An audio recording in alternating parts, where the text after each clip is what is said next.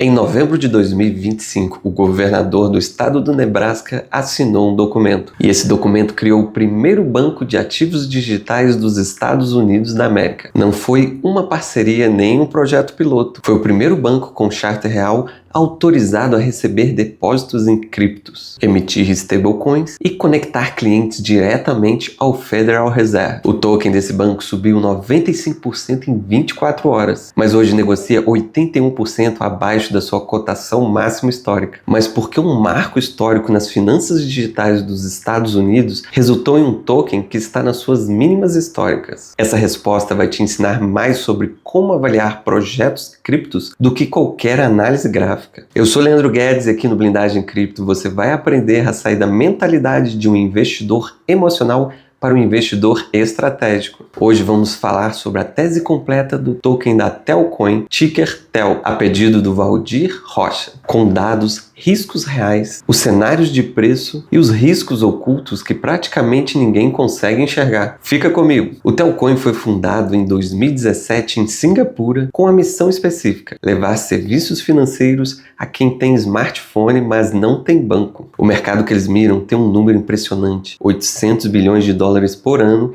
em remessas internacionais. É o dinheiro que os imigrantes geralmente enviam para suas famílias fora dos Estados Unidos. Com taxas médias de 6,2% ao ano, todo esse dinheiro vai parar na mão dos intermediários, aproximadamente 53 bilhões de dólares. Essa é a grande oportunidade. Mas o que a Telcoin construiu então para capturá-la? Em 2018, a Telcoin foi o único projeto blockchain a entrar na GSMA, que é um consórcio global que representa mais de 750 operadoras em mais de 200 países. Exemplos como Orange, Vodafone, Avitel, acessos que significam algo concreto. Em vez de construir apenas mais uma rede cripto e tentar convencer as pessoas de usarem a sua rede, a Telcoin foi longe. Ela usa as operadoras para atingir esse público. As próprias operadoras se tornam a sua camada de distribuição e validadores da sua rede. A Telcoin Network é uma Layer 1, uma blockchain própria, onde as operadoras de telefonia são os nós de consenso. É um modelo inédito, mistura a escala de centenas de milhares de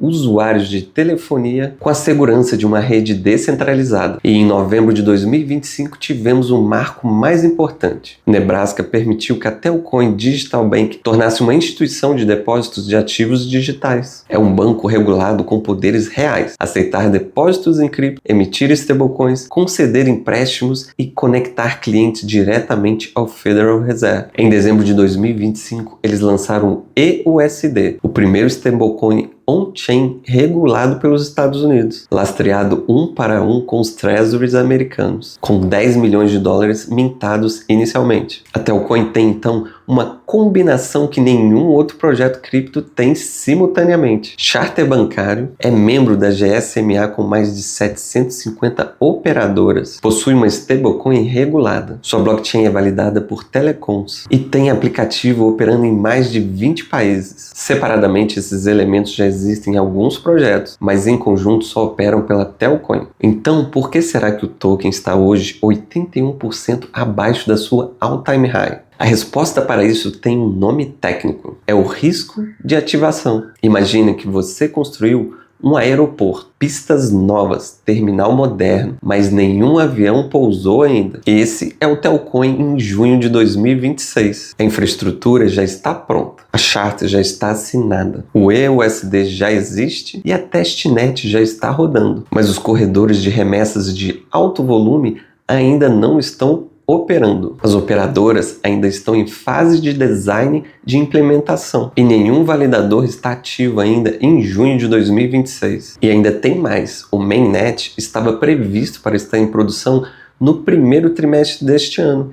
E em junho ainda não temos essa mainnet funcionando. Isso importa porque a recompra de tokens para queima só vai existir quando a mainnet estiver rodando e criaria assim uma pressão deflacionária sobre o preço do token. Sem mainnet, sem o burn. E sem o burn não teremos uma pressão compradora estruturada. E esse padrão não é exclusivo do Telcoin. A XRP e o Stellar passaram por momentos iguais com o preço do token estagnado. Projetos sérios que esperavam a sua ativação por muito mais tempo que o mercado podia esperar. O TEL pode ser o próximo da lista, mas também pode ser diferente. Mas antes de falar dos nossos cenários, tem um risco oculto que a maioria das análises não menciona. E esse risco não é técnico, ele é estrutural. O banco da Telcoin possui sede em Nebraska, nos Estados Unidos. Já o token é governado pela Telcoin Associations, com sede na Suíça. São duas entidades separadas. E o que isso significa para quem compra o token TEL? Significa que o sucesso do banco não implica diretamente no sucesso do token. Não existe vínculo contratual garantido que o crescimento do banco vai implicar no crescimento do token. Um cenário possível e muito importante reconhecer isso, o EUSD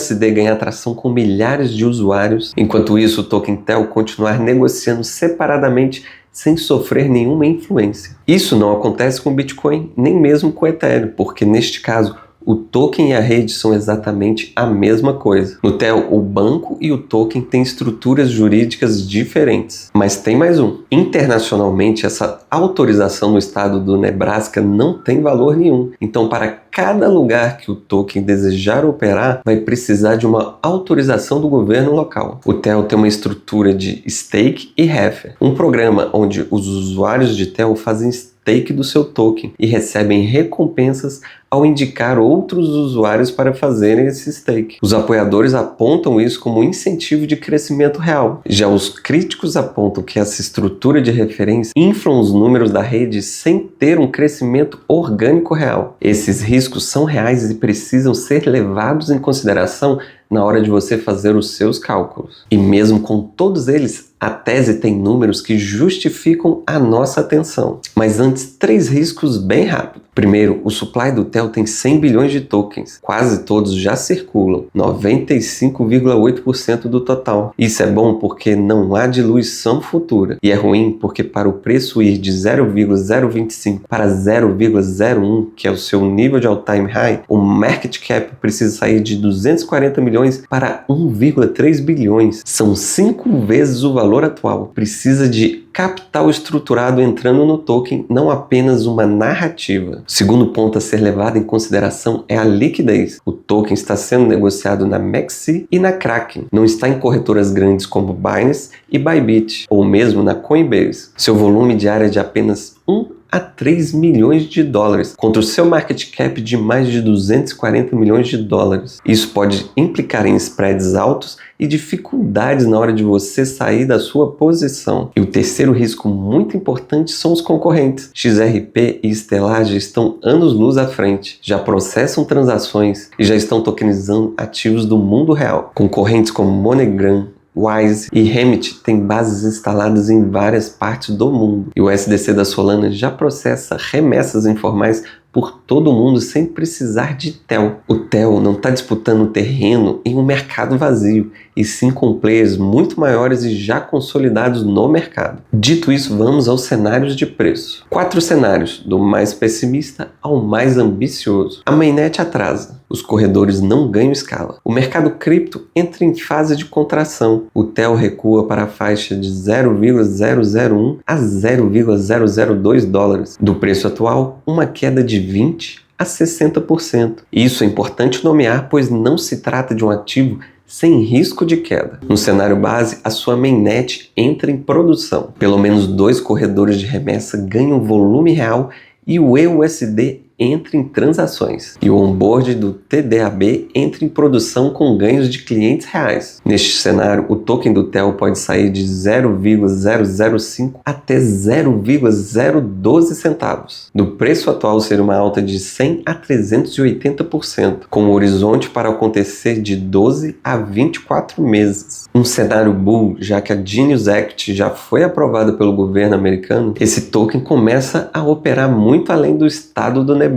Uma possível listagem de uma corretora Tier 1 do mercado, capturando apenas 0,5% de todo o mercado de stablecoins, seria o equivalente a processar 4,3 bilhões de dólares. O preço do token poderia variar de 1,5 centavos a 4 centavos de dólar, upside de até 1.500%. O horizonte esperado para esse evento seria de 24 a 36 meses. Em um cenário muito otimista seria o token entrar no trilho principal de transações, entrando também em todas as principais corretoras do mundo, e o token EUSD se tornando um dos principais stablecoins do mundo. O preço do token poderia chegar a 5 centavos de dólar ou mesmo 13 centavos em um cenário mais otimista. Um cenário que poderia aumentar a precificação do token de 19 a 51 vezes, um horizonte mais longe até 2028 ou mesmo 2030. E agora eu deixo uma pergunta honesta: qual cenário você acha mais provável? Deixe aqui embaixo nos comentários. O cenário Bear e o cenário base